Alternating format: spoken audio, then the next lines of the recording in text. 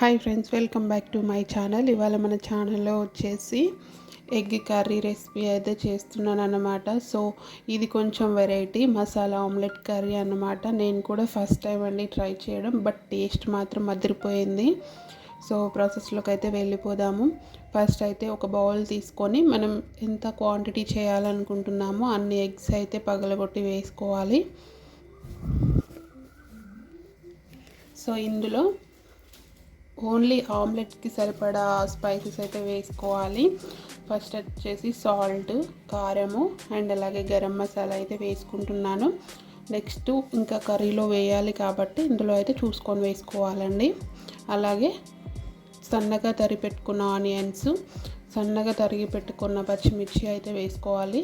అలాగే కరివేపాకు, కొత్తిమీర, కొంచెం పసుపు అయితే వేసుకొని ఇవన్నీ కలిసేలా బాగా బీట్ చేసుకోవాలన్నమాట. సో ఇందులో ఈ కర్రీలో మెయిన్ ఇంగ్రీడియంట్ అయితే ఆనియన్స్ అన్నమాట. టేస్ట్ అంతా ఆనియన్స్తోనే వస్తుంది. సో కొంచెం ఆనియన్స్ ఎక్కువ వేసుకోవాలి. ఇవన్నీ బాగా బీట్ చేసుకోవాలండి. ఒక 2 to 3 minutes వరకు బాగా బీట్ చేసుకుంటే మొత్తం అన్నీ కలిసిపోతాయి. సో ఇలా బీట్ చేసుకొని పక్కన పెట్టేసుకోవాలి. ఇప్పుడైతే స్టవ్ ఆన్ చేసి కడాయి పెట్టేసుకొని అందులో ఆయిల్ అయితే వేసుకోవాలి. సో ఆయిల్ కొంచెం హీట్ అవ్వగానే అందులో కొంచెం జీలకర్ర, కరివేపాకు, అలాగే సన్నగా తరిగి పెట్టుకున్న ఆనియన్స్ అయితే వేసుకోవాలి. ఈ ఆనియన్స్ అనేవి మంచి బ్రౌన్ కలర్ వచ్చేంత వరకు అయితే ఫ్రై అవ్వాలి. సో ఇందులో కొంచెం చిటికెడంత పసుపు, ఆమ్లెట్లో వేసాం కాబట్టి ఇందులో కొంచెం చూసుకొని వేసుకోవాలి. సో ఇదంతా కలిసేలా బాగా మిక్స్ చేసుకోవాలి. ఇప్పుడు ఇందులో ఒక 1/2 స్పూన్ అయితే అల్లం వెల్లుల్లి పేస్ట్ అయితే వేసుకోవాలి. ఇదంతా పచ్చివాసన పోయే వరకు అయితే మంచిగా ఫ్రై చేసుకోవాలి ఆయిల్లో.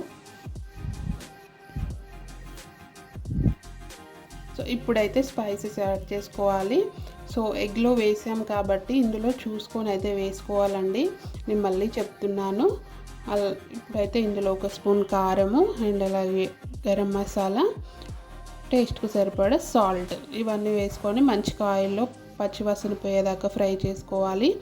ఇప్పుడు ఇందులో మనం బీట్ చేసి పక్కన పెట్టుకున్న ఎగ్ మిశ్రమం అయితే ఇందులో వేసుకోవాలి. వేసుకున్న తర్వాత దీనిని అయితే అస్సలు కదపకూడదండి, అదే స్ప్రెడ్ అయిపోతుంది.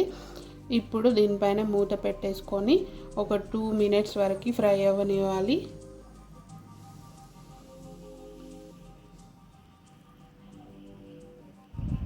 సో చూడండి, 2 minutes తర్వాత మంచిగా పొంగుతుంది అన్నమాట ఇలాగా. ఇప్పుడు దీన్ని రెండో వైపు అయితే ఫ్లిప్ చేసుకోవాలి.